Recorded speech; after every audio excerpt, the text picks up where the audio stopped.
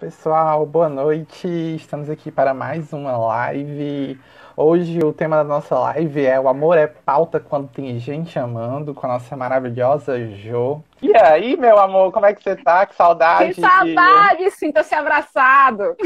Obrigada pelo convite. Acho muito legal e acho muito necessário, né? Porque, estranhamente, a nossa categoria profissional, que é a categoria da psicologia, demorou um tempo para se posicionar diretamente em relação a uma série de populações.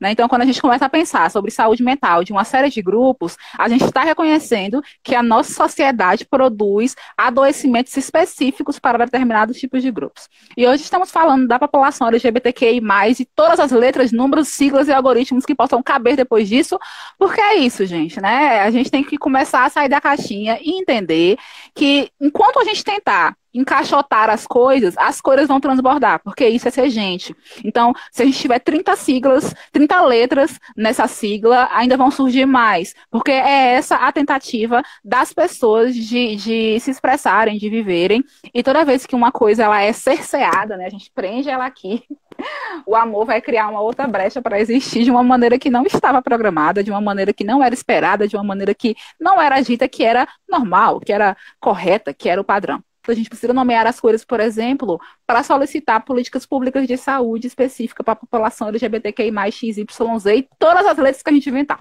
Só que, ao mesmo tempo, quando a gente nomeia, a gente encaixota. É por isso que sempre um termo vai ser, eu não diria nem superado, ele vai ser transbordado por uma pessoa que não se sente representada por aquele momento, aquele conceito no momento, e vai querer criar um outro conceito. Né? Então, a gente tem aí esses dois lados. A necessidade institucional de dar nomes às maneiras que as pessoas têm de viver e amar, e essa rebeldia constante de transbordar esses nomes, que eu acho que isso é muito legal. Então, enquanto em vez de ficar preocupados com, nossa, a gente cria um nome, o povo já cria outro, vamos perceber que isso é insurgência, né? É vida. É dizer, não importa, o amor não vai caber numa caixa e vamos criar várias formas de amar que não vão ser cerceadas. E exatamente o amor é exatamente aquilo que é atacado e roubado como direito da população LGBTQI+, e todas as siglas depois. É esse direito de poder amar quem você deseja amar, poder não ter medo de amar estas pessoas, poder não ter medo de perder empregos, de ser morto ou morta na rua mesmo, de poder segurar a mão da pessoa no mercado, fazer um carinho no meio da fila da farmácia. Curiosamente, a maior parte do público LGBT só quer casar, ter filhos, ter 3 cachorros, 2 gatos, né? E também vai ter as pessoas que não querem casar, ter filhos, 2 cachorros e 2 gatos. Mas a gente tem que falar de possibilidades, que é esse direito de poder viver a vida que se escolheu. E pessoas LGBTs não são pensadas como pessoas. Ah, gente, como assim não são pensadas como pessoas? Vocês acham que é à toa que as políticas de saúde pública para populações específicas, elas vêm com esse pessoas no meio? É acidente? Não, é para lembrar mesmo, é para lembrar. Pessoas LGBTs, pessoas negras, pessoas quilombolas, pessoas em situação de rua, pessoas em situação de cárcere, porque, infelizmente, a nossa sociedade ela cria escalas de humanidade. Né, e cria escalas que determinam quem vai ser mais gente, quem não vai ser tão gente assim, para autorizar ou não alguma violência com essas pessoas. E aí, quando a gente coloca pessoas lá dentro do título da política de saúde pública, eu estou lembrando que são pessoas. Mas ao contrário dessa fantasia que se cria em torno de que pessoas LGBTs passam rodo, não que não passem o rodo, óbvio, né? Enfim. Mas dizendo que pessoas LGBTs apenas passam o rodo e que não tem nenhum interesse de dormir de conchinha, de fazer pijama igual, essas coisas que casal gosta, cria essa ideia de que pessoas LGBTs elas não amam da maneira que a gente chama brega e cafona, que a gente adora. E aí é uma desumanização isso, né? Tirar esse direito de amar, entre aspas, normalzinho. Então, nesse momento de pandemia, as pessoas LGBTs elas podem viver uma série de escalas de solidão. Além da solidão geral, porque nem todas as pessoas LGBTs elas têm a oportunidade de amar e ser amadas, ou têm esse espaço para isso, tem esse elemento, mas muitas pessoas encontram apoio na galera, né? O bonde sapatão, o bonde das gays, o bonde das travestis, que se reúne para beber, para dançar, para falar mal de todo mundo, e é massa, e falar quem pegou, quem não pegou. Nesse momento de pandemia, não tem bonde, gata. Não tem bonde, gato. Tá todo mundo na sua casinha. Então, esse apoio mental, afetivo que o bonde dava para essas pessoas, ele foi retirado. E nem todas as pessoas, elas estão tendo alguém para dormir de conchinha com elas. Eles e elas estão sozinhas, e sozinhos, e sozinhos, né? Para quem não se identifica como sendo homem ou mulher, masculino ou feminino. Porque você imagina, seu recurso de apoio era a galera, era o bonde. Aí na pandemia não tem bonde. Aí você tá em casa. Você tá em casa como? Você tá em casa com a sua família que te ama, que te apoia? Ou você tá em casa com uma família que não te aceita? Ou você tá morando num lugar onde você não pode se expressar como população LGBT? Uma série de coisas, né? Então, essas datas de Dia do Amor, Dia dos Namorados e Namoradas, é um gatilho, porque para algumas pessoas vai lembrar o quão sozinho se está ou sozinha e o quanto se carece e se deseja alguém para amar e ser amado ou amada de volta. E aí as pessoas elas pensam solidão somente nesse rolê de ter alguém, mas não é, gente. Não basta ter alguém com você, é sobre a qualidade daquela companhia que você tem, né? Então, PA, né? Aquela pessoa que você liga para poder afogar o ganso, aquele rolezinho que você marca para poder dar uns pega no motel, dentro do carro, na esquininha, sei lá, esse povo que você marca para momento de emergência, essas pessoas, os contatinhos, os crush, normalmente não se tem um contato muito mais profundo com essas pessoas, rodeado de contatinhos, porém sozinho afetivamente. Olha como isso é pesado. Então, essas épocas de Dia do Amor dão esses gatilhos. E na situação de pandemia, né, que tá ruim, piora. Então, eu acho que é um tópico importante de pensar em solidão como essa coisa que ultrapassa a quantidade, mas falando da qualidade das relações que pessoas LGBTQI+, e todas as letras possíveis, têm acesso e oportunidade de desenvolver. Né? Nem toda mulher começa a se relacionar com uma outra mulher sabendo que é lésbica ou sabendo que é bi. Nem todo homem começa a se relacionar com outro homem sabendo que é LGBT ou que é bi. Às vezes a pessoa descobre, achando que era lésbica, descobre que na verdade era trans. Então, olha como isso é uma coisa bem grande, bem grande. E aí, as referências que a gente tem são as referências de estereótipos, né, da performance. Então, se você é gay e você afemina, você tem que ser engraçado, você tem que fazer todo mundo rir, você tem que incorporar esses personagens de novela, que faz aquelas piadinhas prontas, você tem que ser quase um gay show, né, um show gay. Então, a gente está saindo de uma ditadura, de que homem é homem e mulher é mulher, para ir para outros moldes de ditadura de que, olha, se você é sapatão, você tem que usar roupas chamadas masculinas. Olha, se você é gay, você tem que usar roupas coloridas e ser feliz e ficar por aí saltitando e ser estereotipado. Então, isso é liberdade? Isso é ser livre? Não, entrar num outro estereótipo não é liberdade. A gente cai numa outra armadilha. Tem uma política de saúde pública para a população LGBT, mas é, tipo, sei lá, é para ver ou para comer. Ninguém vê, ninguém nem come também, ninguém nem fala também, né? As pessoas se formam para trabalhar na saúde, não sabem nem que existe uma política para a população LGBT, que já acha isso, minha gente. Sua obrigação, procura, pesquisa. Você, como profissional de saúde, tem a obrigação, queridos, tá? De saber quais são as políticas de saúde para as pessoas todas, tá, queridos? Então, se ninguém ensinou, procura, queridos. E precisam atender com respeito, sem discriminar. Porque tem alguns casos em Parnaíba, especificamente, de enfermeiros se recusando a atender ou coisas do tipo. Aí, queridos, a gente faz o quê? Toda categoria profissional ela tem um código de ética. Tem sim. Aí você pode ir lá baixar no Google, né? Ver qual é a regulamentação, a posição política daquele órgão regulamentador sobre a profissão daquela categoria profissional. Verificar, né, lá, se naqueles elementos tem lá falando que não pode aquele tipo de comportamento e acionar o conselho da categoria. Olha que coisa linda. E além de acionar o conselho da categoria, fazer uma mobilização pública para gerar constrangimento na comunidade que você está inserido ou inserida ou inserido para esta pessoa e também para a justiça, né, gente? Não, então todos os canais são válidos, não deixe de fazer. Esse é o tema, normalmente, que nos congressos está lá como temas transversais. Sabe o que é um tema transversal? É um tema que não tem título próprio, você enfia ali tudo que você não consegue onde encaixar. É um negócio aleatório, que não é importante para ter uma coluna, para ter uma categoria de trabalho para apresentar com o nome próprio. População LGBT. Não, aí vira tema transversal, que você soca tudo que não tem onde colocar. Então, recentemente que a gente está vendo eventos que tem lá uma categoria população LGBT, saúde LGBT, sexualidade LGBT. Mas antes, é muito raro, não é todos os eventos. Então, enquanto a população LGBT for tratada como tema transversal, fica uma coisa meio tipo assim, dependendo do interesse da instituição, da coordenação, do professor, se acha interessante, talvez, falar daquele assunto. Mas também, se não falar, não tem problema, porque tipo, é tema transversal, né? Passou por aqui bem, não passou também, tá bom. Você entra numa página LGBT com milhares de seguidores, o feed bonitinho é gente branca, gente magra, gente do cabelo liso, né? E aí aquele povo que parece que vive pra malhar, que tem um ser um homem gay, exige uma performance física muito assim, complexa. Ele tem que ser sarado, tem que ser branco e trincado, né? Tem uma série de checklists que a pessoa vai fazer. A barba, né? Gato, gosto de barba, acho gatinha também.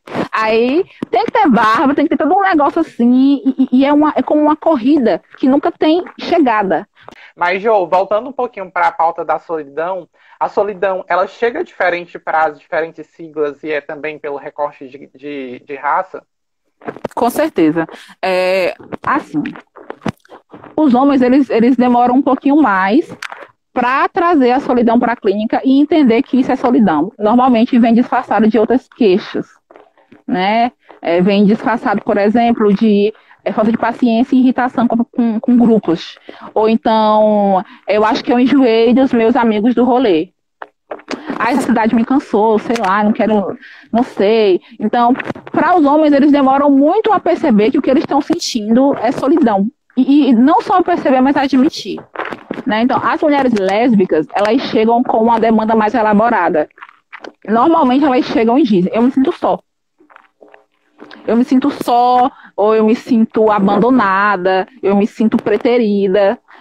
E as pessoas que são trans, e aí depende muito de que faixa, de que momento você está falando. Porque vão chegar pessoas trans que estão se sentindo só, porque realmente não encontram parceiros e parceiras, porque estão numa parte da transição em que a identidade está bem fluida, né?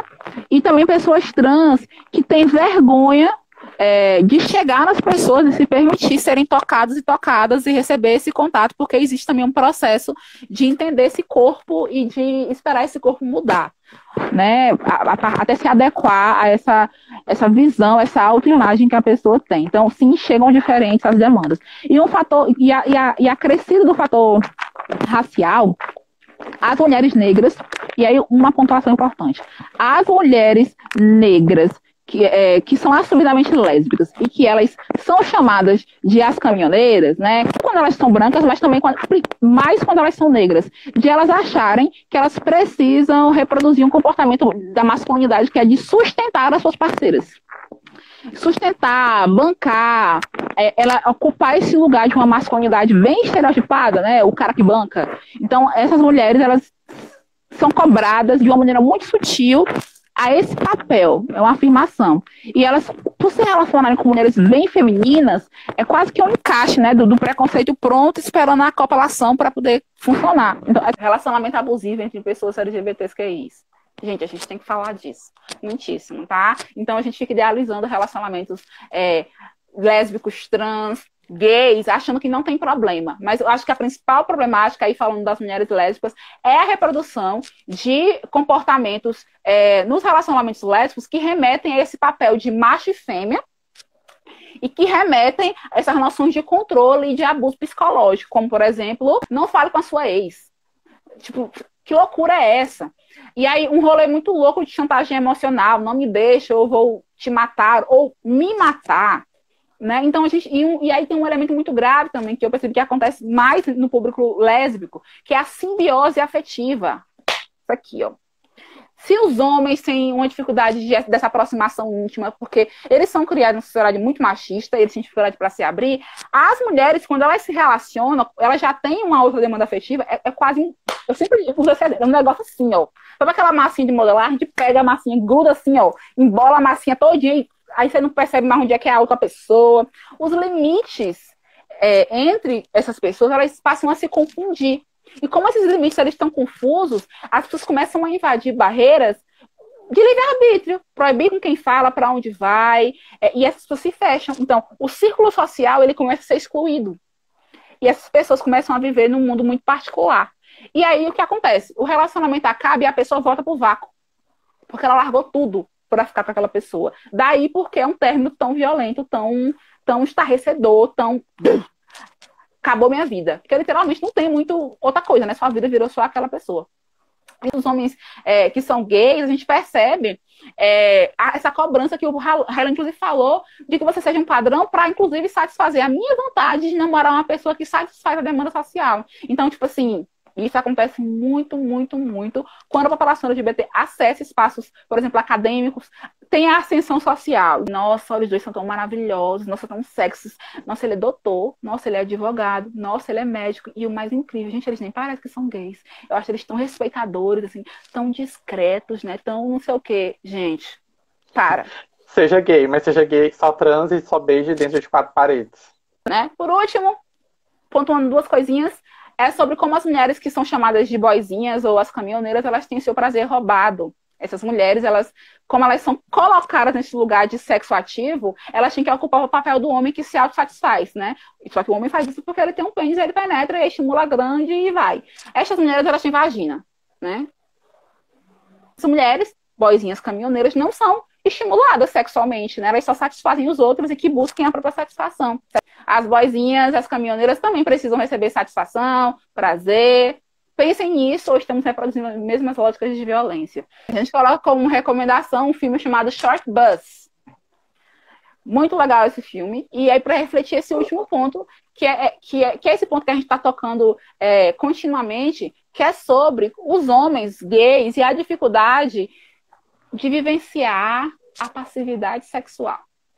Gente, ninguém é só ativo, nem ninguém é só passivo, o tempo todo.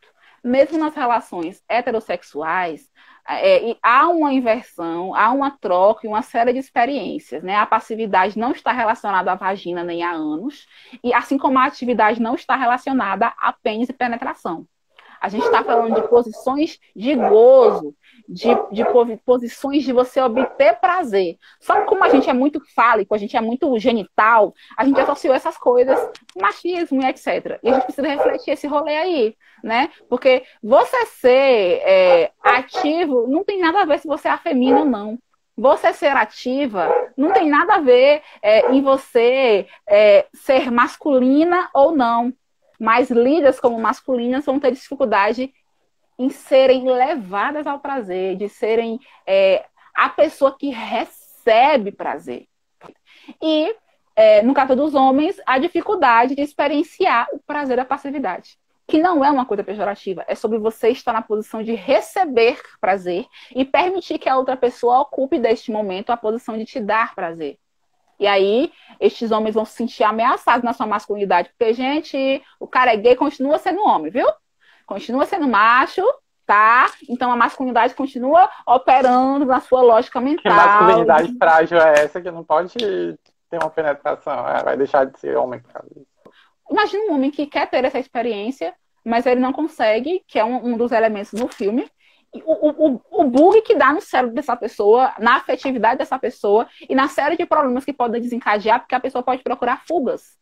Amor é pauta quando tem gente amando, é mais essa proposta de provocação, né? Da gente entender que não é um processo acabado e que se a gente realmente quer mudar os nossos modos de pensar e de amar, a gente precisa questionar como é que a gente está fazendo isso. Se é realmente algo novo ou se é só a coisa velha com a roupa nova. Porque... Muitíssimo obrigado, meu amor. Muita saudade. Beijo, gente. Tchau. Tchau, gente.